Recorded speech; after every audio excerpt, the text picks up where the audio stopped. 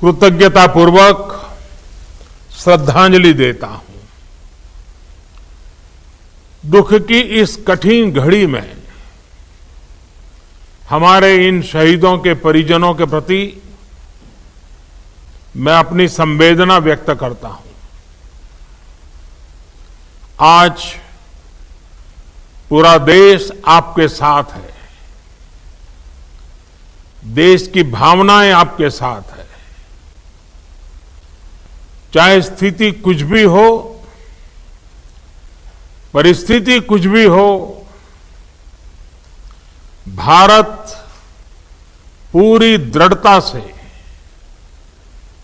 देश की एक एक इंच जमीन की,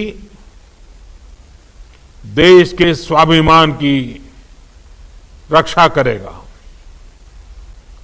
भारत सांस्कृतिक रूप से एक शांति प्रिय देश है। हमारा इतिहास शांति का रहा है। भारत का वैचारिक मंत्र ही रहा है, लोकाः समस्ताः सुखिनो भवन्तु।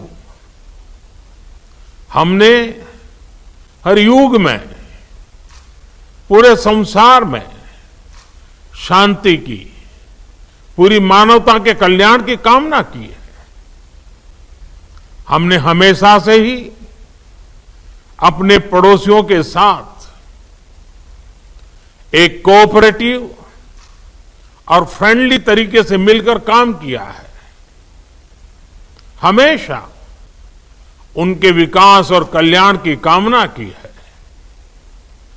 जहां कहीं हमारे मतभेद भी रहे हैं, हमने हमेशा ही ये प्रयास किया है कि मतभेद विवाद न बने, डिफरेंसेस डिस्प्यूट्स में न बदले। हम कभी किसी को भी उकसाते नहीं हैं, लेकिन हम अपने देश की अखंडता और संप्रभुता के साथ समझौता भी नहीं करते हैं। जब भी समय आया है, हमने देश की अखंडता और संप्रभुता की रक्षा करने में अपनी शक्ति का प्रदर्शन किया है, अपनी क्षमताओं को साबित किया है। त्याग और तितिक्षा हमारे राष्ट्रीय चरित्र का हिस्सा है, लेकिन साथ ही विक्रम और वीरता भी उतना ही हमारे देश के चरित्र का हिस्सा है। मैं देश को भरोसा दिलाना चाहता हूं, हमारे जवानों का बलिदान व्यर्थ नहीं जाएगा। हमारे लिए भारत की अखंडता और संप्रभुता सर्वोच्च है, और इसकी रक्षा करने से हमें कोई भी रोक नहीं सकता। इस बारे में किसी को भी जरा भी भ्रम या संदेह नहीं होना चाहिए। भारत शांति चाहता है, लेकिन भारत उकसाने पर हर हाल में यथोचित, हर हाल में यथोचित जवाब देने में सक्षम है। और हमारे दिवंगत शहीद वीर जवानों के विषय में देश को इस बात का गर्व होगा कि वे मारते मारते मरे हैं। अभी मेरा आप सभी से, सभी आदरणीय मुख्यमंत्री जी से, सभी यहां इस मीटिंग में, वर्चुअल मीटिंग में उपस्थित आप सभी से आग्रह है कि हम खड़े होकर के 2 मिनट मौन रख करके इन वीर सपूतों को पहले श्रद्धांजलि देंगे।